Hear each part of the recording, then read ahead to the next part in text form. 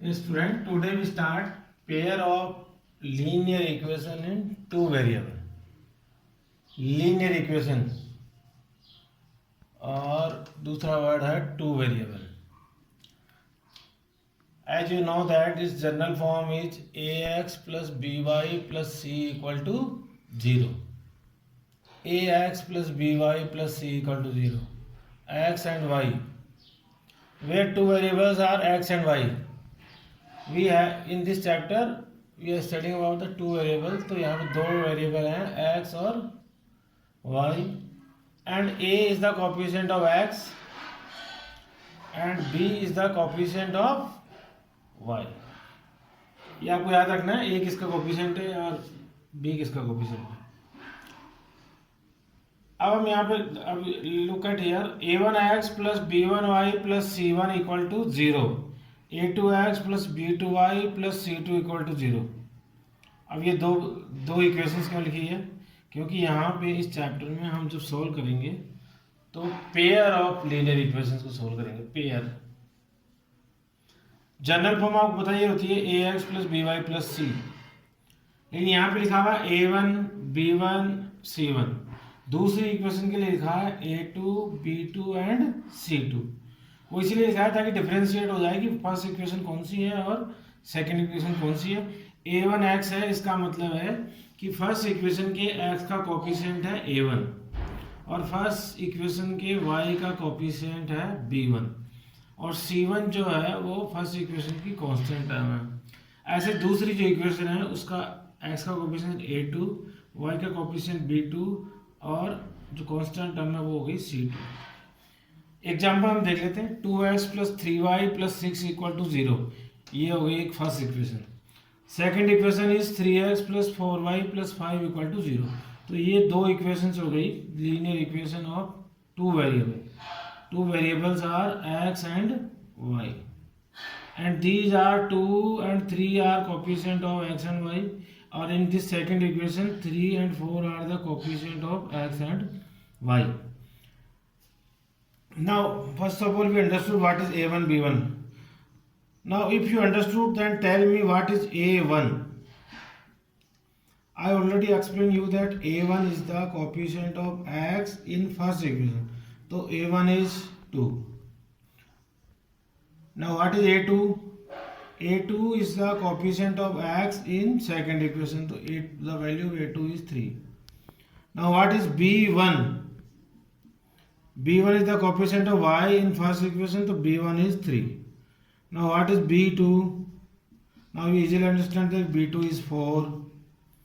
What is c1? c1 is the constant term of first equation, that is 6. What is c2? c2 is the constant term of second equation, that is 5. ये बहुत ही important है क्योंकि हमें ये coefficients के कुछ relation भी हैं जिनके थ्रू हम इस चैप्टर को आगे हम इसको पढ़ेंगे.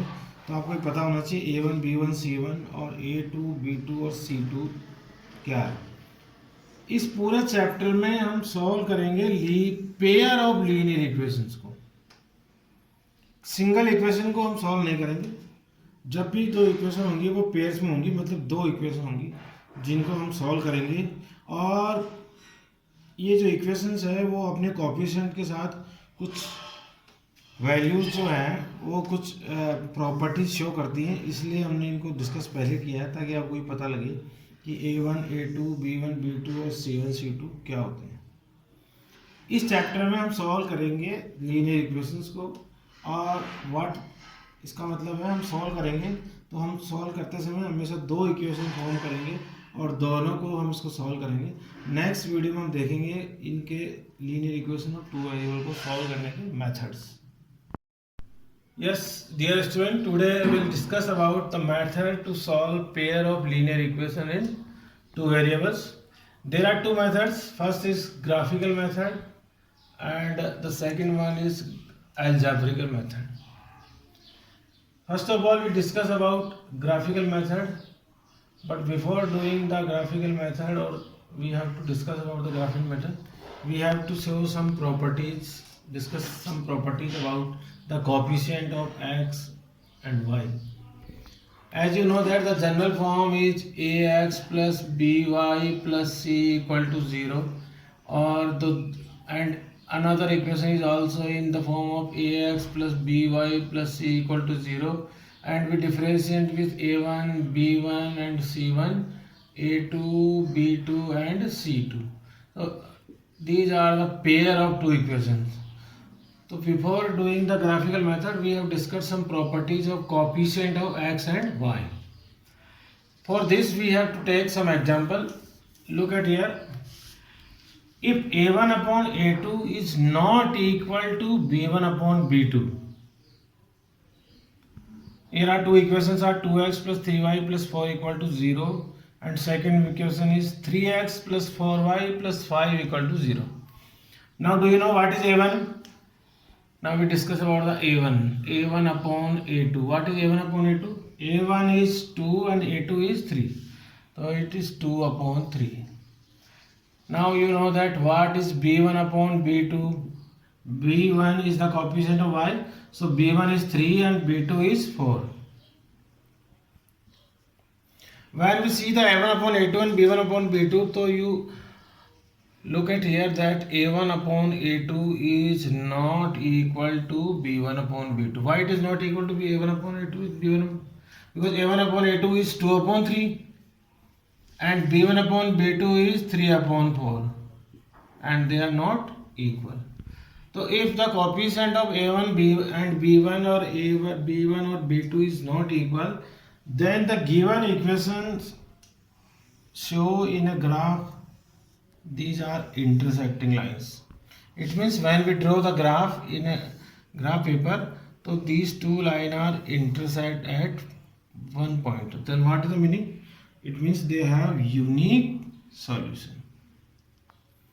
Now the second one, if a1 upon a2 is equal to b1 upon b2 and also equal to c1 upon c2. Now look at the two equations, 2x plus 3y plus 4 equal to 0, 4x plus 6y plus 8 equal to 0. When we show the properties of a1 upon a2, so it becomes 2 upon 4, b1 upon b2 is 3 upon 6 and c1 upon c2 is 4 upon 8. When we convert to the lowest term, so it becomes 1 upon 2. It is also becomes 1 upon 2. It is also becomes 1 upon 2. 1 upon 2 equal to 1 upon 2 equal to 1 upon 2. What is the meaning? It means a1 upon a2 is equal to b1 upon b2 and equal to c1 upon c2. If this property shows, it means the graphs is coincident lines and the solution is infinite many solutions. What is the meaning of coincident lines? When we draw the graph of these equations, so both the values lies on the same line. और हमें ऐसा लगेगा कि दो line, जैसे यहाँ पे दो लाइन्स ड्रॉ हुई थी, एक फर्स्ट इक्वेशन की और एक सेकंड की. अब यहाँ पे जब भी हम वैल्यूज पुट करेंगे तो देखेंगे दोनों इक्वेशंस की जो वैल्यूज है वो कोइंसाइड करेंगी, मतलब दोनों की वैल्यूज जो है एक ही लाइन पे आएगी, दूसरी लाइन बनेगी. तो इसका मतलब ये हुआ कि all these are values are the solution. That's why we say that this type of equations has infinite many solution. Now the third one, if a1 upon a2 is equal to b1 upon b2 but not equal to c1 upon c2. Take an example, 3x plus 2y minus 4 equal to 0, 6x plus 4y plus 6 equal to 0. When we solve it in the form of a1 upon a2 and b1 upon b2, a1 upon a2 is 3 upon 6 equal to b1 upon b2 means 2 upon 4. Now we write c upon c1 upon c2. c1 upon c2 is minus 4 upon 6. When we convert into lowest term, so it becomes 1 upon 2 equal to, again it is 1 upon 2. When it is converted, so it is becomes minus 2 upon 3, minus 2 upon 3. Now it is clearly that 1 upon 2 is equal to 1 upon 2, but it is not equal to minus 2 upon 3. Then what is the meaning of this? It means that a1 upon a2 is equal to b1 upon b2, but not equal to c1 upon c2. When we draw the graph of these type of equations, so they shows the parallel lines. And what is the meaning of parallel line? They have no solution. Look at here. When we draw in a Cartesian plane, when we draw the graph, so both the lines are parallel to each other. They never intersect and never coincide. It means this type of equation has no solution. It means जब भी हम graph draw करेंगे तो सबसे पहले हम इनकी properties को चेक कर लें। ये अगर a1 अपॉन a2 और b1 अपॉन b2 जो दो इक्वेशंस हैं उनके a1 अपॉन a2 और b1 अपॉन b2 अगर नॉट इक्वल है तो पक्का जो है वो कौन सा सॉल्यूशन होगा? Unique solution. आप समझ रहे हैं सॉल्यूशन का मतलब ग्राफ कहीं ना कहीं पे इंटरसेक्ट करेगा। सपोज करो ये ग्राफ यहाँ पे इंटरसेक्ट कर गया -1 और 3 पे, सपोज करते हैं फॉर एग्जाम्पल। तो what is the value of x? X की वैल्यू हो गई -1 एंड वाई की वैल्यू हो गई 3। तो हमें यूनिक सॉल्यूशन जो है मिलेगा इसमें। If a1 upon a2 is equal to b1 upon b2 और equal to c1 upon c2, तीनों अगर इक्वल हो तो जो भी होगा वो होगा इनफिनाइट मैनी सॉल्यूशन। मतलब ऐसे में जो भी ग्राफ है उसमें एक सिंगल लाइन ही बनेगी और सारी ही वैल्यू जो हम पुट करेंगे वो एक ही लाइन पे लाइज करेंगे, तो इनफिनाइट मैनली सॉल्यूशन होगा। और जब हम चेक करें properties a1 upon a2 is equal to b1 upon b2 and not equal to c1 upon c2, तो जो दो इक्वेशंस की ग्राफ की लाइंस है वो एक दूसरे से कैसे होंगी? पैरेलल। और इसका मतलब होगा कि ये दोनों इंटरसेक्ट भी नहीं कर रही, कोइंसाइड भी नहीं कर रही। इसका मतलब ऐसी इक्वेशन का कोई सॉल्यूशन नहीं है। तो हम वहाँ पे लिखेंगे इसको नो सॉल्यूशन। और ऐसे इक्वेशंस को जब हम एल्जेब्रिक मेथड की बात करेंगे तब हम केवल इस नो सॉल्यूशन की कंडीशन में सॉल्व नहीं करते, बाकी कंडीशन में हम एल्जेब्रिक मेथड में हम सॉल्व करते हैं। नेक्स्ट वीडियो में हम देखेंगे कि कैसे हम ग्राफ वैसे आपको पता है, आप 9th क्लास में लीनियर इक्वेशन 2 अवेयर का ग्राफ बनाया है, लेकिन हम एक एग्जाम्पल के साथ हम इसको सॉल्व करेंगे कि ग्राफिकल मेथड से हम कैसे जो है ग्राफ में हम तीनों तरह के ग्राफ बनाएंगे। तीन ही तरह के ग्राफ बनते हैं, या तो यूनिक सॉल्यूशन होगा तो एक दूसरे जो ग्राफ है वो एक दूसरे को क्या करेंगे किसी पॉइंट पे इंटरसेक्ट करेंगे, या फिर कोइंसाइड होगा या फिर पैरेलल होगा। Relation of the zeros and coefficient के बाद नेक्स्ट टॉपिक है formation of quadratic polynomial when 2 zeros are given. Means अगर हमें 2 जीरो दिए हुए हैं, 2 जीरो किसके होते हैं? क्वाड्रेटिक पॉलिनोमियल के होते हैं। तो जब 2 जीरो दिए हुए हैं तो उनसे हम क्या बनाएंगे? एक क्वाड्रेटिक पॉलिनोमियल बनाएंगे। उसी एग्जांपल को लेते हैं ताकि आपको आराम से समझ में आए। अभी हमने इससे पहले जो 2 जीरो पता किए थे वो जीरो थे -2 अल्फा जिसको हम बोलते हैं, और बीटा था हमारा -5। अब हम इन दोनों को यूज करके वापस ये जिसके जीरो थे वही पॉलिनोमियल अभी हम वापस बनाएंगे। इसको बनाने के लिए हम यूज कर सकते हैं इस रिलेशन को। हमें पता है alpha plus beta equal to होता है -b upon a, alpha into beta equal to होता है -c अपॉन ए। ये आपकी बुक में दे रखा है पेज नंबर 29 पे, लेकिन हमें इतना डिटेल में इस रिलेशन के साथ इसको सॉल्व नहीं करना है। इसका एक डायरेक्ट फॉर्मूला है, अगर हम वो फॉर्मूले में उन वैल्यूज को पुट कर दें तो डायरेक्ट जो है एक पॉलिनोमियल बन जाएगा। फॉर्मूला है x square minus alpha plus beta x plus alpha into beta equal to 0। Means अगर इस फॉर्मूले में यहाँ पे हम वैल्यू पुट कर दें अल्फा प्लस बीटा की, मतलब सम ऑफ दी जीरोज, और यहाँ पे हम पुट कर दें product of the zeros alpha into beta, तो क्वाड्रिक कोई सा भी क्वाड्रिक पॉलिनोमियल फॉर्म हो सकता है जिसके हमें 2 जीरोज पता हो। चलो हम यहाँ वैल्यू पुट करते हैं x square alpha plus beta. जब हम अल्फा और बीटा को प्लस करेंगे तो क्या आएगा? -7 x plus alpha into beta वैन -2 मल्टीप्लाई बाय -5 तो अल्फा इंटू बीटा हो जाएगा 10 x square minus minus plus तो plus 7x plus 10 equal to 0। अब आप देख सकते हैं कि ये जो पॉलिनोमियल है वापस फॉर्म में हो गया, जिसके यहाँ ये 2 जीरोज हैं। तो बाय यूजिंग दिस फॉर्मूला अगर हमें 2 जीरोज पता हो तो हम कोई सा भी क्वाड्रेटिक पॉलिनोमियल पता कर सकते हैं। अब आपकी बुक में जो है वो अल्फा और बीटा अलग अलग नहीं दिए हुए। जब आप 2.2 का क्वेश्चन नंबर 2 देखेंगे तो वहाँ डायरेक्टली क्या दिया हुआ है, सम ऑफ द जीरोज। एक जो है तो एक जो फर्स्ट नंबर है वो दे रखा है सम ऑफ द जीरोज और दूसरा दे रखा है प्रोडक्ट ऑफ द जीरो। तो वो आपको डायरेक्ट इसमें पुट कर देना है और कोई ना कोई सा जो है वो क्वाड्रेटिक पॉलिनोमियल बन जाएगा। Now take an example, suppose alpha plus beta पहले से दिया हुआ है, मतलब अल्फा प्लस बीटा मतलब सम ऑफ दी जीरोज हमें पहले से दिया हुआ है और वो दिया हुआ है सपोज करो -1। और तो सम ऑफ जीरो हो गया -1, पहले से ही अलग अलग नहीं दिया हुआ है अल्फा प्लस बीटा, सम दोनों का सम कंबाइंड दिया हुआ है। उसके बाद क्वेश्चन में दिया हुआ है प्रोडक्ट ऑफ द जीरोज, और प्रोडक्ट ऑफ द जीरोज दिया हुआ है सपोज करो 1/4। प्रोडक्ट ऑफ द जीरोज क्या होते हैं, अल्फा इंटू बीटा। इसका मतलब डायरेक्ट वैल्यू, ये जो वैल्यू है अब ना तो अल्फा है ना बीटा है, ये डायरेक्ट क्या है अल्फा प्लस बीटा है, और ये डायरेक्ट क्या है alpha into beta.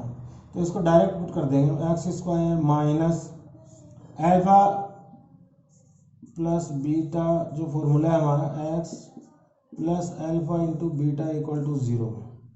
Now x square is x square minus alpha plus beta is -1 x plus alpha into beta 1/4 equal to 0। Now x square is x square -1 और -1 plus 1x को हम x ले सकते हैं, 1x is actually x plus 1/4 equal to 0। तो अब आपको ये यहीं तक नहीं छोड़ना है, x square plus x plus 1/4 equal to 0, क्योंकि जो क्वाड्रेटिक इक्वेशन है उसकी जनरल फॉर्म होती है ax square plus bx plus c equal to 0। तो हमें इसको इस फॉर्म में बिल्कुल करेक्ट करके लिखना है। तो हम इसको कैसे लिखेंगे, x आपको पता है एक्स स्क्वायर x 1/4, तो 4 इज द एलसीएम, तो एक्स स्क्वायर तो ये हो गया 4x square plus 4x plus 1/4 equal to 0। When we take the LCM 4 तो it becomes 4x square, it becomes 4x, और ये यहाँ पे 4 तो इसके नीचे है ही डिनोमिनेटर में, इट बिकम्स 1।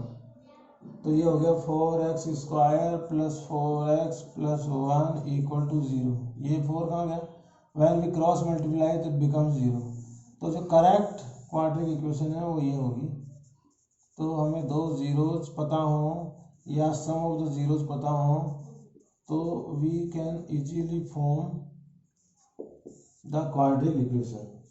अगर 2 जीरो दिए हुए हों तो पहले सम और अल्फा और बीटा खुद पता करके यहाँ लिख दें।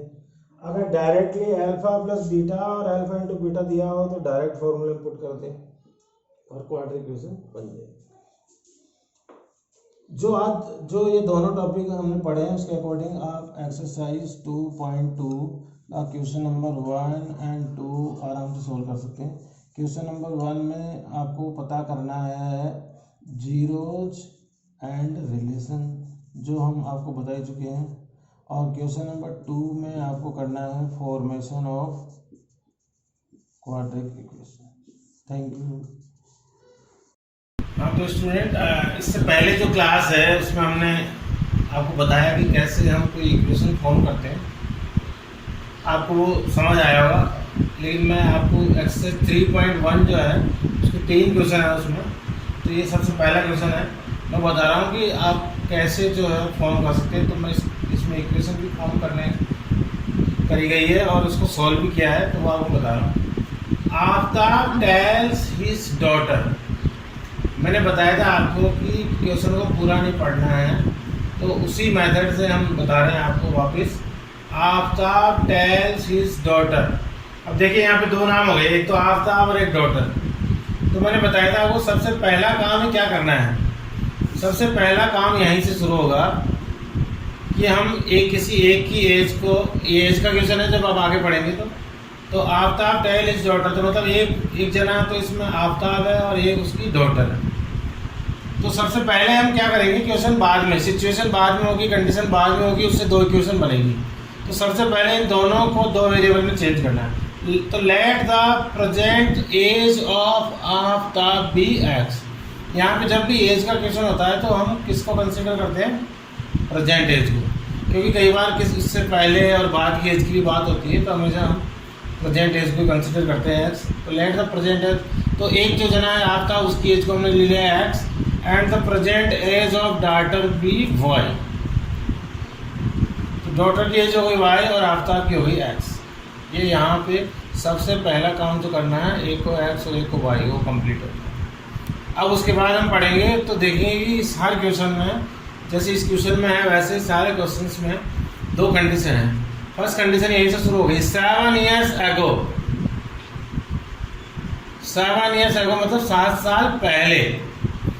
It was 7 times as old as were then।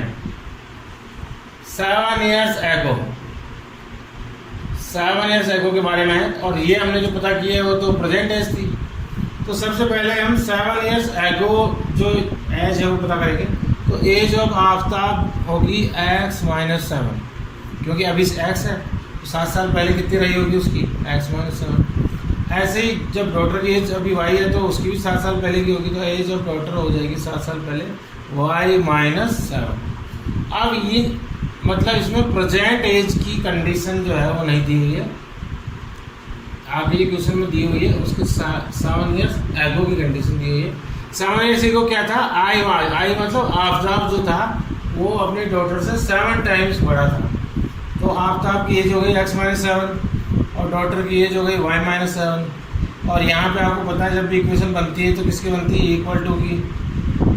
तो इसकी एज को इस डॉटर की एज के इक्वल करने के लिए 7 times मतलब 7 गुना ज़्यादा, तो 7 से क्या करना पड़ेगा, मल्टीप्लाई। तो इक्वेशन बन गई x - 7 equal to 7 times of y - 7। Now when we solve it, तो x - 7 is multiply by y, तो 7y, 7 मल्टीप्लाई बाय -7 इज 49। तो x - 7y - 7, जब when we transfer the values into equal sign it becomes 0, क्योंकि हमें इन सबको convert करना है किस फॉर्म में, ax + by + c equal to 0। तो फर्स्ट इक्वेशन ये बन गई। तो जो फर्स्ट कंडीशन दी हुई है उससे हमारी फर्स्ट इक्वेशन आ गई। लेकिन हम कर इस चैप्टर में सॉल्व करते हैं पेयर ऑफ इक्वेशन, इसका मतलब एक और इक्वेशन बनेगी। तो उसके लिए दूसरी कंडीशन है, आई shall be 3 times as old as you will be। 3 years from now, आज से 3 साल बाद, I shall be 3 times as old as you। आज से 3 साल बाद मैं जो तुमसे 3 times, मेरी एज डॉटर की एज से कितनी हो जाएगी, 3 times। तो अब हम 3 times 3 years ago। तो now after 3 years the age of Aftab is x + 3 and the age of daughter is y + 3। अब इन दोनों की कंडीशन दी हुई है कि जो एज ऑफ आफ्ताब है according to the question x + 3 is equal to 3 times of age of daughter, that is y + 3। When we solve it, तो x + 3 equal to 3y + 9, and again when we transport the values, तो the second equation is x - 3y - 6 equal to 0। It is second. Represent this situation algebraically and graphically. algebraically, तो ये जो हमने दो equation बनाई है इसको बोलते हैं इसकी algebraic form. x - 7y + 42 equal to 0, ये तो फर्स्ट इक्वेशन है, and x - 3y - 6 equal to 0, ये सेकंड इक्वेशन। तो ये हमने इसको रिप्रेजेंट कर दिया है algebraic। अब हम इसको रिप्रेजेंट करेंगे ग्राफिकली। ग्राफिकली के लिए आपको पता ही है, पहले इन दोनों की हम 200 मिनिमम और मैक्सिमम 2 सॉल्यूशन पता करेंगे, फिर उसको ग्राफ में पुट करेंगे, उसका ग्राफ फॉर्म है। तो now to obtain graphical representation, सबसे पहले हम ले लेते हैं from equation 1। What is equation 1? Equation 1 है x - 7y इक्वल टू -42। तो फर्स्ट इक्वेशन थी वो थी x - 7y + 42 इक्वल टू 0। तो माइनस का 42 and becomes right side is -42। आपको पता है ग्राफ बनाने के लिए क्या है, 9th में भी पढ़ा है। ग्राफ बनाने के लिए हम दो वैल्यूज पता करते हैं। तो पहले हमने जो फर्स्ट इक्वेशन है उसकी 2 वैल्यूज पता करनी है, उसके बाद जो सेकंड इक्वेशन है उसकी 2 वैल्यूज पता करनी है। आपको वैल्यूज पता करना आता ही है, एक वैल्यू मैंने यहाँ पे पता की है, आप देख लें। When in this equation when we put x equal to 0 and when we solve तो we got y equal to 6। तो यहाँ पे हम लिख देंगे x की वैल्यू 0 थी तो y की वैल्यू हमें क्या मिली 6। ऐसे ही जब हम x की वैल्यू 7 पुट करेंगे तो y की वैल्यू क्या आएगी 7। ये अब हमने सॉल्व, ये है हमारी सेकंड इक्वेशन जो कि थी x minus 3y minus 6 equal to 0। जब हम इसको सॉल्व करेंगे और x की वैल्यू 0 पुट करेंगे तो y की वैल्यू आएगी -2 एंड वैन x की वैल्यू 6 पुट करेंगे तो y की वैल्यू आएगी 0। इन दोनों से भी 2 वैल्यू पता हो गई। अब सबसे पहले जो पहली इक्वेशन थी उसकी वैल्यूज को हम पुट करेंगे कार्टेशियन प्लेन में, 2 लाइन ड्रॉ करेंगे हॉरिजॉन्टल एक दूसरे के 90 डिग्री पर। This is x axis and this is y axis. Positive x axis, negative x axis, positive y axis और नेगेटिव x एक्सिस। सबसे पहले मैं पुट कर रहा हूँ, ये फर्स्ट इक्वेशन की वैल्यू थी, x की वैल्यू 0 और y की वैल्यू 6। आपको बताइए कहाँ पे आएगी, x की वैल्यू 0 और y की वैल्यू 6, तो ये वैल्यू यहाँ लाई करेगी। तो ये पॉइंट हो गया 0 और 6 का। दूसरी वैल्यू है x 7 और y भी 7, तो ये x का 7 है और ये y का 7, इसके सामने ये वैल्यू जो हो गई वो हो गई 7 और 7। ये फर्स्ट इक्वेशन की 2 वैल्यूज हमने पुट कर दी, 0 और 6 और 7 और 7, और उसके इनके थ्रू एक हमने लाइन ड्रॉ। उसके बाद हमारे दूसरे इक्वेशंस की वैल्यूज हैं 0 एंड -2। तो ये हो गया 0 और ये है -2, तो ये फर्स्ट वैल्यू यहाँ पे पुट हो गई 0 और -2। सेकंड वैल्यू है हमारी 6 और 0, तो ये 6 और ये 0 यहीं पे आएगा, 6 और 0 एक्स एक्सिस पे लाई करेगा। इसके थ्रू भी हम इसको एक स्ट्रेट लाइन ड्रॉ करते हैं। कहने का मतलब है ऐसे कंफ्यूज नहीं है, अलग अलग ग्राफ में नहीं ड्रॉ करनी है, दोनों वैल्यूज को सेम ग्राफ में ड्रॉ करके फर्स्ट वाली लाइन और सेकंड वाली लाइन एक ही ग्राफ में ड्रॉ करनी है। और उसके बाद देखेंगे कि ये जब ग्राफ हम आगे एक्सटेंड करते हैं, when we extend these 2 lines they intersect at 42 12। जब हम इन दोनों को एक्सटेंड करेंगे तो आप देखेंगे कि ये दोनों जो है जाके एक जगह इंटरसेक्ट करेगी और वो पॉइंट होगा 42 और 12। इसका मतलब क्या हुआ, it means value of x is 42 and the value of y is 12। Therefore the age of Aftab is 42। Aftab क्यों, क्योंकि हमने आफ्ताब की वैल्यू को क्या चूज किया था x, और s की वैल्यू 42, तो आफ्ताब की एज हो गई 42 और द एज ऑफ डॉटर जो कि क्या थी y, वो हो गई 12 ईयर्स। तो ऐसे हम इसकी वैल्यू, अब आपको बता सकता है, इससे पहले मैं आपको बता चुका हूँ कि ये ग्राफ इंटरसेक्ट क्यों करेगा, क्योंकि जब भी हम जो इक्वेशन थी दोनों उनको जब हम a1/a2 और b1/b2 की प्रॉपर्टीज को चेक करेंगे तो आप देखेंगे कि ये दोनों एक दूसरे के क्या है, नॉट इक्वल।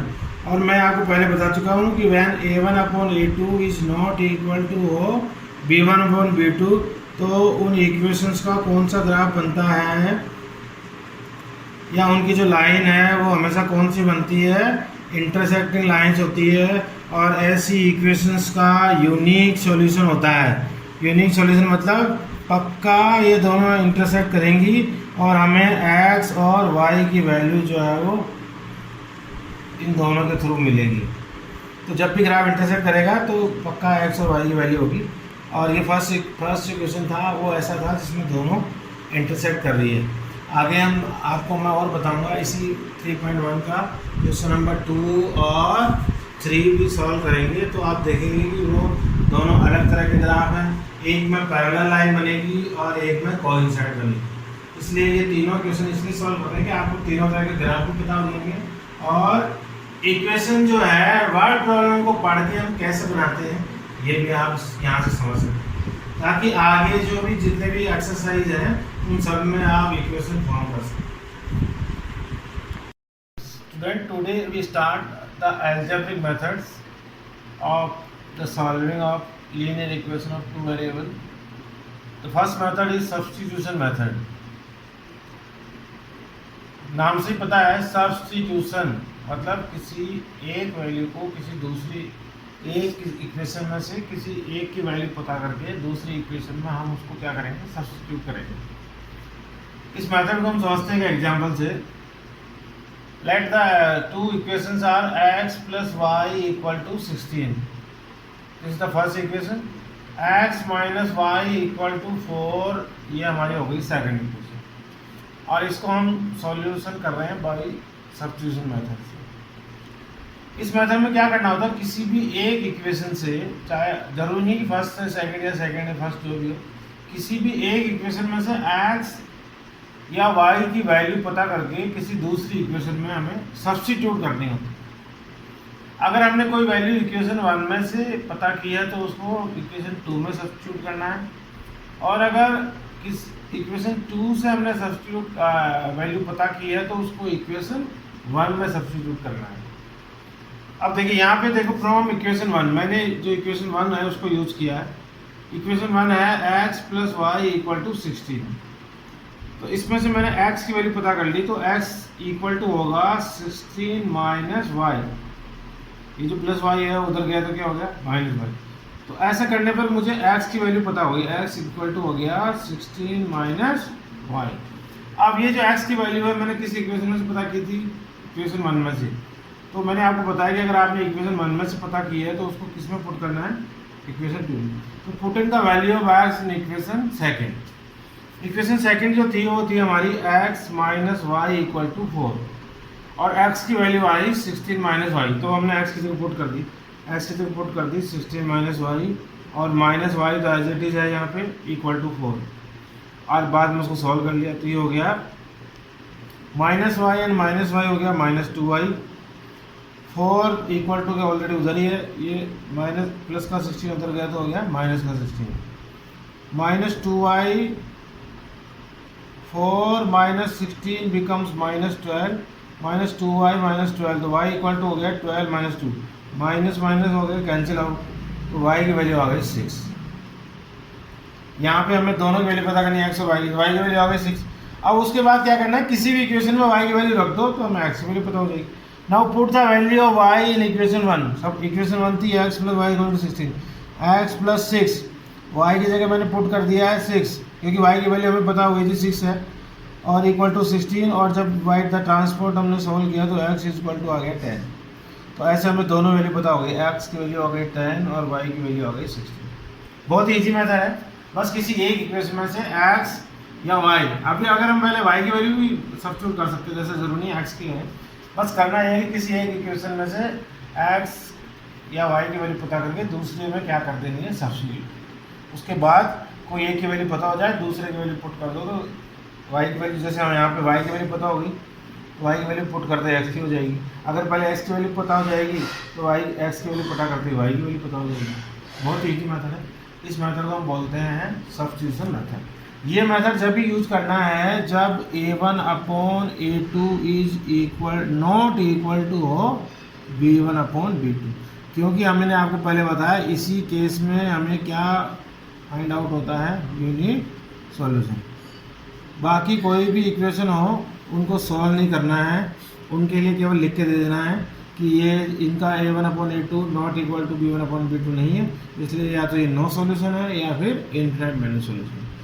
ये जो अलजेब्रिक मेथड जितने भी हैं, इससे पहले आगे और हम पढ़ेंगे एलिमिनेशन या क्रॉस मल्टीप्लिकेशन, सबको केवल इसी केस में सॉल्व करना है when a1 upon a2 is not equal to हो b1 अपॉन b2, क्योंकि इसी केस में हमें x और y की वैल्यू दोनों की वैल्यू फाइंड आउट होगी। Thank you. The elimination method, second method है अलजेब्रिक मेथड्स का एलिमिनेशन मेथड। यहाँ पे भी जैसे आपको नाम से ही पता है एलिमिनेशन, मतलब यहाँ पे हम x और y की वैल्यू पता करेंगे। मेथड का नाम है एलिमिनेशन। तो हम किसी एक को एलिमिनेट करेंगे, मतलब एक तरह से हम मान लें ख़त्म करेंगे। या तो x को ख़त्म करेंगे या y को। अगर x ख़त्म हो जाएगा तो हमें किसकी वैल्यू पता हो जाएगी, y की। अगर y ख़त्म हो जाएगा तो किसकी वैल्यू पता हो जाएगी, x की। तो पहले किसी एक की वैल्यू पता हो जाएगी x और y की, उसके बाद किसी इक्वेशन पुट करके दूसरे वैल्यू हम पता कर ही लेते हैं। एग्जाम्पल के लिए यहाँ पे दो इक्वेशन लिखी हुई है, 3x + 4y = 10, ये हो गई फर्स्ट इक्वेशन। सेकंड इक्वेशन है 2x - 2y = 2 और ये हो गई सेकंड इक्वेशन। और आप यहीं पे देख लें, मैं बार बार बता रहा हूँ, ये जो दोनों इक्वेशन है इनका a1/a2 नॉट इक्वल टू है b1/b2। इसका मतलब पक्का जब भी हम इसको सॉल्व करेंगे तो हमें x और y की वैल्यू ज़रूर पता होगी। अब एलिमिनेट करने के लिए जो कुछ कंडीशन होती है, कोई भी चीज़ एलिमिनेट जब होगी जब उसका कोफिशिएंट इक्वल हो। जैसे यहाँ पे मैं x को एलिमिनेट करना चाहूँ तो ये ख़त्म नहीं हो सकता। प्लस करने पर क्या बन जाएगा, ये 5x, और माइनस करूँगा तो बन जाएगा x। मतलब 3x और 2x किसी भी तरह से एलिमिनेट नहीं हो सकते, ख़त्म नहीं हो सकते। ऐसे y है 4y और इधर है 2y, अगर मैं इनको प्लस करूँगा तो 2y बनेगा और माइनस करूँगा तो 6y। तो इसका मतलब ये हुआ कि एलिमिनेट करने से पहले ज़रूरी होता है कि दोनों जो है वो कोफिशिएंट इक्वल हो, ताकि हम अगर प्लस और माइनस इनको करते हैं तो ये एलिमिनेट हो जाए। जैसे यहाँ पे 3x है और यहाँ पे भी 3x होता, और मैं दोनों इक्वेशन को माइनस कर देता तो 3x से 3x क्या हो जाता, एलिमिनेट हो जाता। तो अगर आप देखें कि कोई क्वेश्चन ऐसा हो जहाँ पे कोफिशिएंट इक्वल नहीं हो, तो सबसे पहले हमें क्या करना पड़ेगा, उनके कोफिशिएंट को इक्वल करना पड़ेगा ताकि वो एलिमिनेट हो जाए। इसीलिए यहाँ पे देखो लिखा हुआ है मल्टीप्लाई इक्वेशन 1/2 एंड इक्वेशन 2/3। ये डायरेक्ट एलिमिनेट नहीं हो रही है, इसलिए मैं यहाँ पे क्या कर रहा हूँ, x के कोफिशिएंट को इक्वल कर रहा हूँ। तो x के इक्वेशन कोफिशिएंट को इक्वल करने के लिए मुझे इक्वेशन 1 को तो मल्टीप्लाई करना पड़ेगा 2 से, और सेकंड इक्वेशन को मल्टीप्लाई करना पड़ेगा 3 से। देखिए फर्स्ट इक्वेशन जो थी हमारी थी 3x + 4y = 10, इसको मैंने कर दिया मल्टीप्लाई 2 से, तो इट बिकम्स 6x + 8y = 20। उसके बाद हमारी जो सेकंड इक्वेशन थी वो थी 2x - 2y = 2, उसको मैंने मल्टीप्लाई करना था 3 से, तो इट बिकम्स 6x - 6y = 6। और जब मैंने मल्टीप्लाई किया तो दो नई इक्वेशन बन गई, जिनको मैंने नया नाम दे दिया equation 3rd and 4th। 6x + 8y = 20, 6x - 6y = 6, ये दो इक्वेशन बन गई। जब मैंने इनको मल्टीप्लाई किया तो आप देखिए कि x का कोफिशिएंट जो है वो इक्वल हो गया है। अब यहाँ पर है, जब मैं वापस इसको एक्सप्लेन करता हूँ, यहाँ पे देखिए ये 6x है, ये भी 6x, इसका मतलब है x का कोफिशिएंट इक्वल हो गया, तो x एलिमिनेट हो सकता है। लेकिन अब ये नाउ सब्ट्रैक्टिंग क्यों लिखा हुआ है, उसके बाद हमें या तो ऐड करना पड़ता है या सब्ट्रैक्ट करना पड़ता है। तो लेकिन मैं सब्ट्रैक्ट क्यों कर रहा हूँ, क्योंकि ये 6x और 6x अगर मैं प्लस करूँगा तो ये 12x हो जाएगी, मतलब एलिमिनेट नहीं होंगी। लेकिन अगर मैं इनको माइनस करूँगा तो हमें पता है माइनस करने पर क्या हो जाते हैं, साइन चेंज। तो ये 6x प्लस का है तो ये किसका हो जाएगा, माइनस का। अब जब साइन चेंज होगा तो ऐसा नहीं है x का ही होगा, वो सबका चेंज होगा। ये माइनस का है तो ये हो जाएगा प्लस का, ये 6 प्लस का है तो ये भी हो जाएगा माइनस। अब देखो ये 6x प्लस का है, अब ये 6x हो गया माइनस का, तो ये क्या हो गया, एलिमिनेट हो गया, मतलब x ख़त्म हो गया। अब हमारे पास क्या बचा, केवल y। तो अब ये 8y प्लस का है और ये 6y भी प्लस का हो गया, तो 8y एंड 6y कितने हो गए, 14y। और ये 6 प्लस का तो ये हो गया माइनस का, तो 20 - 6 14, 14y = हो गया 14। जब हमने इसको सॉल्व किया तो y = हो गया 14/14 = 1। मतलब एलिमिनेट करने के बाद जैसे हमने सोल्व किया केवल y बचा, तो y की वैल्यू हो गई 1। अब आपको पता ही है y की वैल्यू किसी भी इक्वेशन में, इनमें से जो हमारी फर्स्ट और सेकंड इक्वेशन किसी में पुट कर देंगे तो x की वैल्यू पता हो जाएगी। चलो हम इक्वेशन 1 में पुट कर देते हैं। 3x + 4y = 10 हमारी फर्स्ट इक्वेशन थी। 3x का 3x, 4y की वैल्यू आ गई थी 1, y की वैल्यू 1 पुट कर दी, इक्वल टू हो गया 10। 3x + 4, 4 1 = 4, 3x = 10 - 4, 3x = 6, तो x = हो गया 2। तो y की वैल्यू आ गई 1, x की वैल्यू आ गई 2। तो आपको एलिमिनेट करने से पहले, अब आपको पता लग गया होगा सबसे पहले ज़रूरी काम क्या है, एलिमिनेट करने से पहले या तो x को एलिमिनेट करें चाहे y। उनका कोएफिशिएंट क्या करना होता है, इक्वल। जैसे मुझे x को एलिमिनेट करना था, इसलिए मैंने इक्वेशन 1 को मल्टीप्लाई किया 2 से और इक्वेशन जो सेकंड थी उसको मल्टीप्लाई किया 3 से। We discuss last and final method of linear equation of two variable, that is cross multiplication method. Cross multiplication method, और उसको सॉल्व करने के लिए और समझने के लिए हमने यहाँ पे दो इक्वेशन दी है। इक्वेशन 1 है 2x plus y minus 5 equal to 0, ये फर्स्ट इक्वेशन है। सेकंड इक्वेशन है 3x plus 2y minus 8 equal to 0। Method का नाम है क्रॉस मल्टीप्लिकेशन मेथड। इसका मतलब है कि हम x और y के कोएफिशिएंट को क्रॉस मल्टीप्लाई करके यहाँ पे सॉल्व करें। देखिए वैसे तो इसका एक बड़ा अच्छा सा मेथड है कि आप इसको पहले इस फॉर्म में लिख लें, b1 b2 c1 c2 a1 a2 और b1 b2, और आपस में ये फिर b1 c2 से क्रॉस मल्टीप्लाई होगा, c1 b2 से क्रॉस मल्टीप्लाई होगा, c1 a2 से क्रॉस मल्टीप्लाई होगा, a1 c2 से क्रॉस मल्टीप्लाई होगा, a1 b2 से क्रॉस मल्टीप्लाई होगा और b1 a2 से क्रॉस मल्टीप्लाई होगा। जब ये b1 c2 और c1 b2 क्रॉस मल्टीप्लाई होंगे तो वो लिखे जाएंगे x के अपॉन में। When c1 multiply by a2 a1 multiply by c2 होगा तो वो लिखा जाएगा y के अपॉन में। And when a1 upon b2 और b1 अपॉन a2 होगा तो वो लिखा जाएगा 1 के अपॉन में। लेकिन अगर आपको ये भी याद नहीं रहे तो बहुत ही मैं दूसरा आपको अच्छा तरीका बताता हूँ।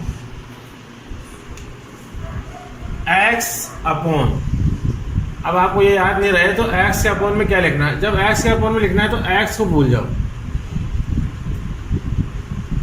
x को भूल जाइए और यहाँ से लिखिए, इन दोनों को क्रॉस मल्टीप्लाई करके लिखिए। इसका कोएफिशिएंट है 1, इसका कोएफिशिएंट है -8, तो ये हो गया 1 मल्टीप्लाई बाई -8। उसके बाद क्रॉस मल्टीप्लाई क्या होगा, ये दोनों -5 और 2, -5 और 2। अब इन दोनों क्रॉस मल्टीप्लाई जो है उनके बीच में किसका साइन है, माइनस का। ये भी आपको ध्यान रखना, मतलब x को भूल जाओ, 1 और -8 को मल्टीप्लाई करके लिख दिया, ये रहा 1 और -8। उसके बाद -5 और 2 को मल्टीप्लाई करके लिख दिया और उन दोनों के बीच में किसका साइन है, माइनस का। ऐसे ही जब आप y लिख रहे हैं तो y को भूल जाओ और फिर मल्टीप्लाई लिखो -5 और 3, -8 और 2, और उन दोनों के बीच में किसका साइन है, माइनस। ऐसे जब आप 1 अपॉन लिख रहे हैं तो किसको भूल जाए, c को, और किसको लिखना है फिर 2 मल्टीप्लाई बाई 2 और 1 मल्टीप्लाई बाई 3। देखिए 2 मल्टीप्लाई बाई 2 और 1 मल्टीप्लाई बाई 3, और उसके बाद सॉल्व करना है। तो x upon 1 multiply by -8 -5 multiply by 2 -10, और उनके बीच में किसका साइन है, माइनस। पहले सॉल्व कर रहे हैं। -5 मल्टीप्लाई बाई 3 -15, -8 मल्टीप्लाई बाई 2 -16, और इनके बीच में किसका साइन है, minus. 2 multiply by 2 4, 1 multiply by 3 3,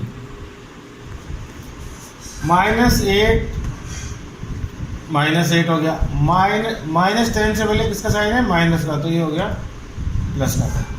-15 का -15, -16 से पहले माइनस का साइन है तो ये हो गया प्लस का 16, 4 -3 हो गया 1। नाउ -8 एंड +2 कितना बचा, प्लस का 2, -15 और प्लस का 16 कितना हो गया, प्लस का 1, और 1/1 इधर है ही पहले से। अब आपको हमें वैल्यू पता करनी है x और y की, तो एक बार x अपॉन 2 को इक्वल लिखना है 1/1 के, तो किसकी वैल्यू पता हो जाएगी, x अपॉन 2 को इक्वल लिखना है 1/1 इसकी, तो x की वैल्यू पता जाएगी। और जब हम x क्रॉस मल्टीप्लाई करेंगे तो x की वैल्यू आ गई 2। ऐसे जब y की वैल्यू पता करेंगे तो y/1 को भी लिखना है 1/1 के इक्वल y/1, और जब क्रॉस मल्टीप्लाई किया तो y इक्वल टू आ गया 1। ऐसे हम जब क्रॉस मल्टीप्लाई करेंगे तो क्रॉस मल्टीप्लाई से भी हमें x और y की वैल्यू पता हो जाएगी। इसमें हम क्रॉस मल्टीप्लाई कर रहे हैं, इसलिए इस मेथड का नाम है क्रॉस मल्टीप्लिकेशन मेथड। इन ऐसे ही ये तीनों मेथड जो हमने अभी पढ़े हैं एक एक करके, तीनों की एक एक एक्सरसाइज है।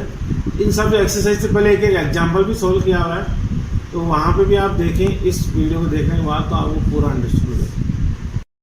डियर स्टूडेंट, आज हम चैप्टर 3 का लास्ट टॉपिक डिस्कस करेंगे, जिसमें ऐसी लीनियर इक्वेशंस हैं जिनको पहले हम रिड्यूस करेंगे, क्योंकि वो पहले से अपनी जनरल फॉर्म में नहीं है। तो उनको हम कैसे सॉल्व करते हैं। वैसे तो पूरे सारे जो मेथड्स हैं हम सॉल्व कर चुके हैं, लेकिन यहाँ पे उनको सॉल्व करने के लिए रिड्यूस कैसे करते हैं ये इस टॉपिक में बताया हुआ है। उसको समझने के लिए एग्जांपल ले लेते हैं। टॉपिक भी यही है, equation reducible to pair of linear equation and two variables. ये हमारे पास दो इक्वेशंस हैं, 2/x + 3/y = 13, 5/x - 4/y = -2। अब आप देखेंगे कि these equations are not in the form of ax + by + c = 0। अगर ये पहले से इन फॉर्म में होती, जैसे कि हम पहले सॉल्व कर चुके हैं, तो हम उनको किसी भी मेथड से सॉल्व कर लेते हैं। तो मैं आपको एक बहुत अच्छी तरीका बताता हूँ कि पहले आप इनमें ये चेक कर लें कि अगर ये जनरल फॉर्म में नहीं है तो ये इनमें x और y किस फॉर्म में a और b के साथ मल्टीप्लाई या डिवाइड हो रहे हैं। अगर जैसे मैं बात करूँ 2/x की, तो एक्चुअली 2/x को मैं ऐसे ले सकता हूँ, 2 × 1/x। When 2 × 1/x, तो it becomes 2/x। Same 3/y जो है वो मल्टीप्लाई हो रहा है, 3 मल्टीप्लाई हो रहा है 1/y के साथ, that after that it becomes 3/y। It means यहाँ पे जो a और b है उनमें a के साथ 1/x मल्टीप्लाई में है और b के साथ 1/y। तो इनको सॉल्व करने के लिए हम क्या करते हैं, वैसे हमें वैल्यू तो हमें पता करनी है x और y की, लेकिन पहले हम इनको किसी दूसरे वेरिएबल्स में चेंज कर देंगे ताकि ये इजीली सॉल्व हो जाए। तो पहले मैं आपको इनकी फॉर्म बता रहा हूँ कि यहाँ पे जैसे कि 2 मल्टीप्लाई है 1/x + 3 मल्टीप्लाई हो रहा है 1/y, जो ये जो है ये इसी की फॉर्म है जो हमने ऊपर इक्वेशन। 2/x को हम ऐसे लिख सकते हैं, 2 × 1/x। 3/y को लिखा जा सकता है 3 × 1/y, और ये जो 13 कांस्टेंट टर्म है वो एज इट इज ऐसे कैसे लिखा हुआ है। In second equation, 5/x is written in the form of 5/1/x. -4/y is written in the form of 4 multiplied by 1/y, and -2 is -2। तो मैंने बताया आपको अभी जो यहाँ पे हमें पता लग गया कि यहाँ पे जो 1/x जो है वो a के साथ मल्टीप्लाई हो रहा है और 1/y किसके साथ हो रहा है, b के साथ, और constant term as it is है। तो हम इन दोनों की जगह किसी और वेरिएबल में इन दोनों को हम चेंज कर दें। तो if we substitute 1/x = p, मतलब यहाँ पे मैं 1/x की जगह क्या मान लूँ, p, और 1/y = q। जरूरी नहीं कि आप p और q अज्यूम करें, a b, मतलब x और y के अलावा किसी दूसरे वेरिएबल में आपको चेंज करना है। तो ये जो इक्वेशन है वो जो इस फॉर्म में चेंज हो जाएगी, 2p + 3q, 2p, ये जो 1/x है अब उसकी जगह मैं p लिख सकता हूँ, तो ये हो गया 2p, और ये 1/y मल्टीप्लाई में उसको लिख सकता हूँ 3/q, क्योंकि 1/y की जगह मैंने अज्यूम किया हुआ है q = 13, 5p - 4q = -2। ऐसे ये सेकंड इक्वेशन बन जाएगी। अब आप देख रहे हैं कि ये दोनों एक नए वेरिएबल 2 वेरिएबल्स में चेंज हो गई है, p और q में। वेरिएबल अभी भी 2 है, लेकिन ये इजी हो गई है अब सॉल्व करना, जो कि पहले नहीं सॉल्व हो सकती थी। अब इन दोनों को मैं किसी भी मेथड से सॉल्व कर सकता हूँ, चाहे सब्स्टिट्यूशन, चाहे एलिमिनेशन, चाहे क्रॉस मल्टीप्लाई। मैंने यहाँ पे, अब मैं इसको सॉल्व कर रहा हूँ, मैंने यहाँ पे सॉल्व किया है एलिमिनेशन मेथड से। तो आपको पता है एलिमिनेट करने के लिए कोएफिशिएंट का होना इक्वल होना ज़रूरी है। तो यहाँ पे थर्ड इक्वेशन को मैंने मल्टीप्लाई किया है 5 से, और फोर्थ इक्वेशन को मल्टीप्लाई किया है 2 से। और जब मैंने मल्टीप्लाई किया तो जो थर्ड और फोर्थ इक्वेशन है वो चेंज हो गई, 10p + 15q = 65, और 10p - 8q = -4।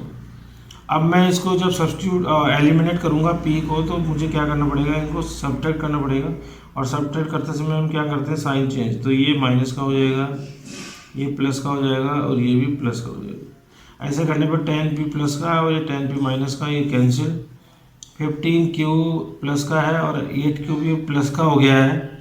तो ये it becomes 23 cube 65 and minus का 4 प्लस का 4 हो गया है, तो ये 65 और 4 69। जब हम अब इनको सॉल्व करेंगे तो क्यू की वैल्यू हमारे पास आ जाएगी। व्हेन वी सॉल्व इट तो q equal to 69/23 equal to हो गया 3, तो क्यू की वैल्यू आ गई 3। और जब क्यू की वैल्यू मैं किसी भी इक्वेशन में पुट करूंगा तो आप देखेंगे कि हमें पी की वैल्यू जो है वो गेट होगी, वो कितनी होगी 2। तो ये हमें वैल्यूज पता हो गई पी और क्यू की, लेकिन हमें पता है हमें वैल्यू पी और क्यू की नहीं चाहिए, हमें तो चाहिए वैल्यू एक्स और वाई की। तो जैसा कि आपको पता है, but we know that 1/x हमने किसको अज्यूम किया था, p को, और 1/y किसको अज्यूम किया था, q को।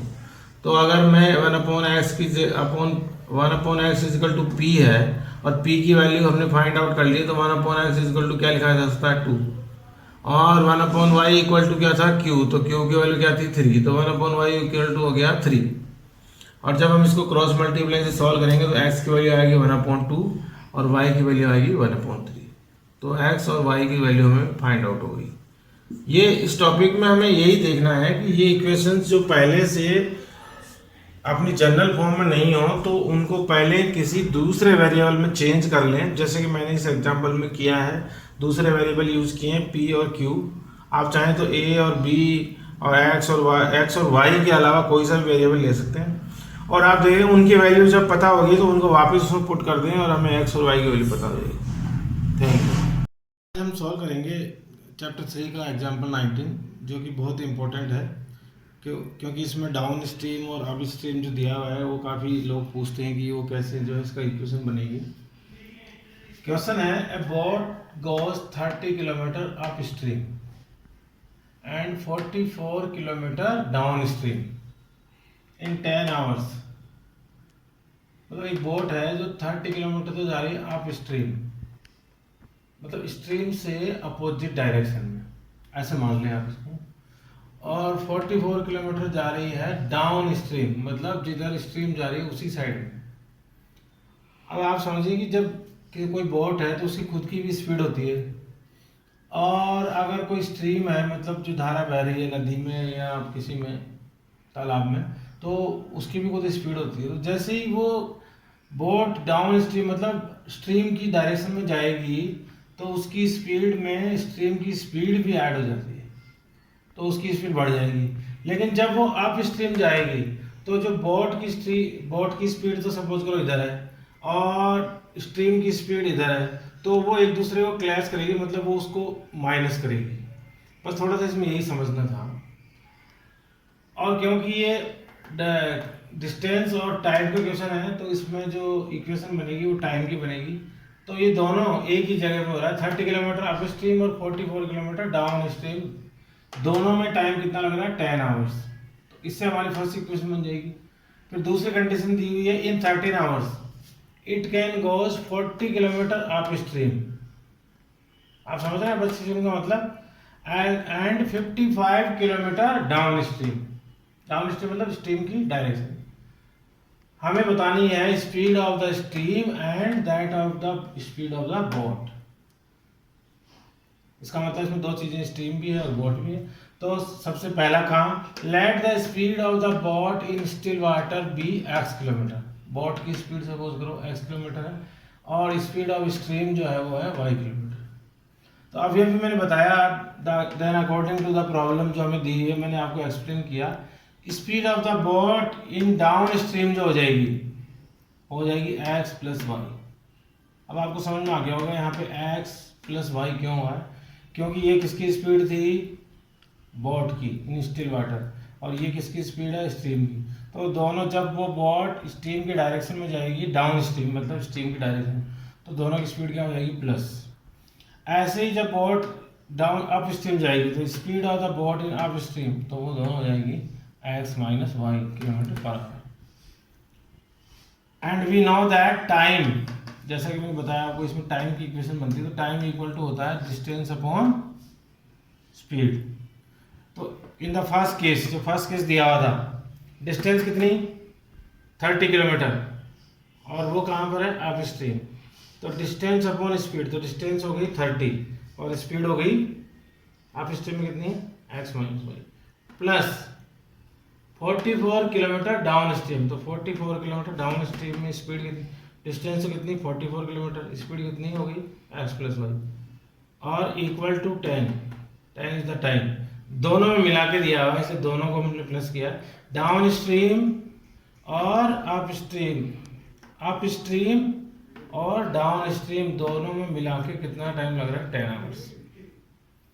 ऐसे ही दूसरी कंडीशन जो सेकंड केस है उससे दूसरी का जो है हमारी इक्वेशन बन जाएगी। दूसरी में 40 kilometre up stream and 55 kilometre down stream. तो 40 upon x minus y plus 55 upon x plus y equal to 30।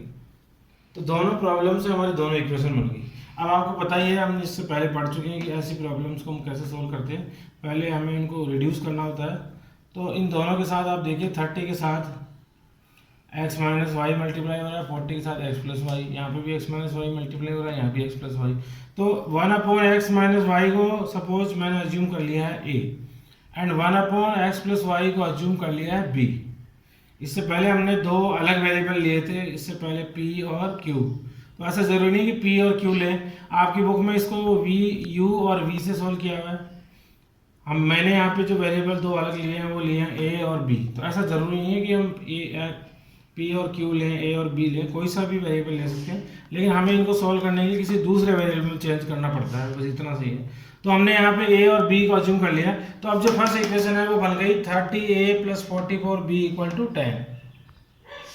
अब 1 अपॉन एक्स माइनस वाई की जगह आ गया ए।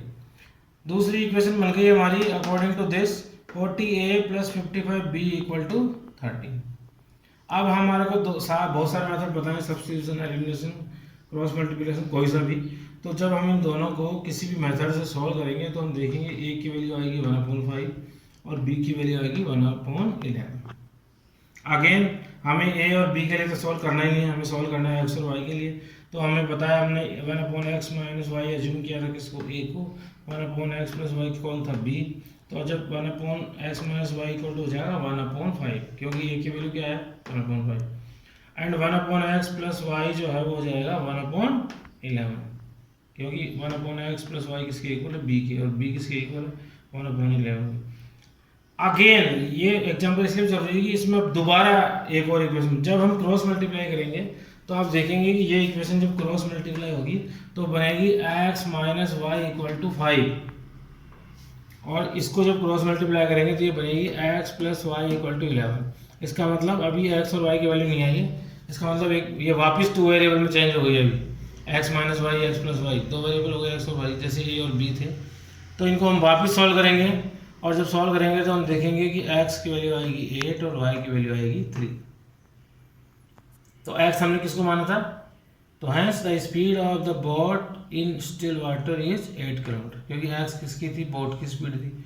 And the speed of the steam is 3 kilometre per hour, जो कि हमने उसको y assume किया था।